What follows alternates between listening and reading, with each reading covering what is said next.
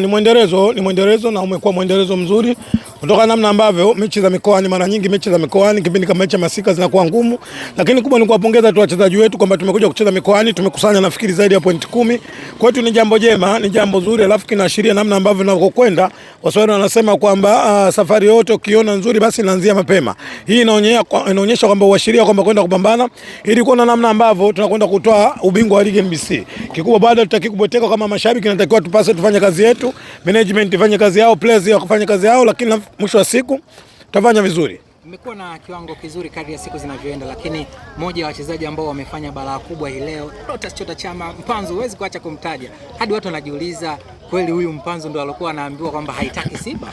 Mimi kwangu ukiniuliza nasema wachezaji wote wa Simba wamecheza vizuri. Maana leo nikikupa story ya Mpanzu namna ambavyo alivyofunga, utaniuliza goli ya Ageo unalionaje? Nikwambia goli ya Ageo tutakwenda kuuliza magoli mengine. Mimi kwangu naona wachezaji wote wamecheza vizuri. Na huu ni mwendelezo wa wachezaji wa Simba chini ya mwalimu Steven Becker.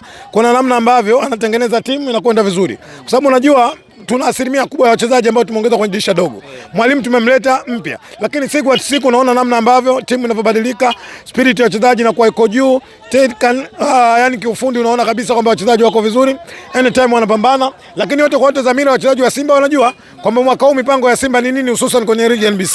Kwa hiyo mimi naamini kwamba sasa hivi tumemaliza na mechi ya Namungo, moja katika mechi ambayo nilikuwa nafikiria, kwa sababu siku zote tunapokuwa Ruangwa tunakuja kucheza mechi ngumu sana. Tunacheza mechi ngumu ndani ya uwanja, maana yake tunapambana na wachezaji 11, lakini nje ya uwanja unakwenda kumtaja Juma Ramadhani Mgunda, moja katika walimu ambao mimi nakubali wana uwezo mkubwa wa kufundisha na historia yake ni ndefu, amani kizungumzia tutamaliza muda. Sisi wenyewe tunamkubali Juma Mgunda. Ameandika historia kwenye Simba Sports, nafikiri katika mashindano ya kabingwa miaka miwili iliyopita. Ndio kocha pekee aliyefanya Simba kupata back to back mechi mbili ugenini klabu bingwa barani Afrika. Ni kocha mkubwa. Kwa hiyo nilikuja kwa tahadhari kubwa kama mshabiki, nilikuwa naongea, lakini na imani kwamba kwenda kukutana na timu ngumu, lakini wachezaji wamefanya kwa timu rahisi yenye mechi nyepesi. Tumeshinda goli 3 kwa burudani na lija nyumbani.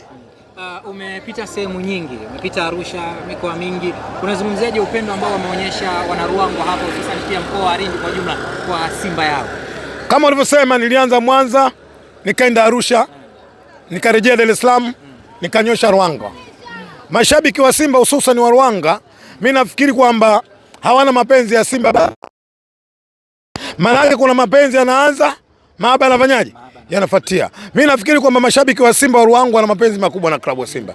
Niwapongeze kwa namna ambavyo walivyoonyesha umoja wao kuisupport team. Mimi naamini kwamba ndio asili ya mshabiki, jinsi ambavyo anafanyaje nilivyotakiwa. Leo mimi niko hapa Ruangwa, lakini nimepokea mashabiki Kandai kutoka Masasi, nimepokea mashabiki kutoka Nanganga, nimepokea mashabiki kutoka Lindi, tumepokea mashabiki kutoka Mtwara. Utaona namna ambavyo mashabiki wamejitoa kuja kuisupport team. Ni jambo jema na ni jambo zuri. Na hii inaashiria ni salamu kupeleka kwa kikosi cha Simba.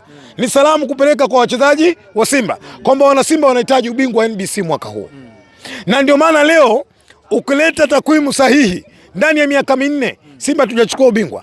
Lakini ukenda katika shirikisho la mpira wa miguu Tanzania TFF, ukenda kwenye bodi ya ligi, ukifuata takwimu sahihi, Simba ndio timu ambayo inaongoza kwa na mashabiki wengi kuingiza katika viwanja kuliko timu nyingine yoyote. Hii inaonyesha namna ambavyo mashabiki wa Simba walivyokuwa na mahaba kubwa na timu. Kwa hiyo wachezaji lazima wajue tunavyotembea hivi na timu, kuisupport team. Mashabiki wanatoka kama leo Masasi, wametoka na Nchinga huko, wengine labda wametoka na Nganga kama nilivyosema, wamekuja kuisupport timu wao. Kikubwa kuna namna ambavyo timu inapata matokeo, lakini mwisho wa siku tunakwenda kwa mabingwa wa ligi NBC. Labda tumalize na hili. Mara baada ya hapa mnaelekea pale visiwani Zanzibar kwenye muungano, kisha mara baada ya hapo mnakutana na mtani. Hem, tuzungumze hivi vitu ambavyo viwili vipo mbele yenu. Yako mambo nahitaji kuyazungumza kuelekea kwenye mechi ya tarehe 3. Nitakwenda kuzungumza na waandishi wa habari. Nina mengi nataka kuyasema kuelekea kwenye mechi ya tarehe 3. Tuna mengi tunataka kuyazungumza kuelekea kwenye ligi ya nini? Ya NBC.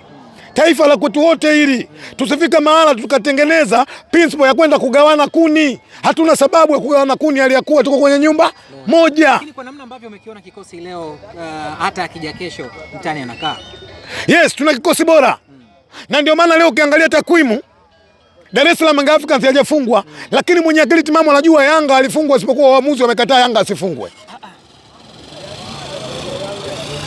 Yaani ukiangalia kistandard kwenye msimamo wa ligi, ni kweli kwamba Yanga hajafungwa, lakini ukienda kiakili zaidi kama mfuatiliaji, unaamini kwamba Yanga alifungwa isipokuwa waamuzi wamekataa Yanga zifanyaje? Wasifungwe. Na hili nenda kauliza kamati ya masaa 72 watakupa majibu na barua nayo kwamba ile ilikuwa goli. Leo ukiangalia kwa takwimu Azam Football Club mimi nawaheshimu, hawajafungwa kwenye msimamo.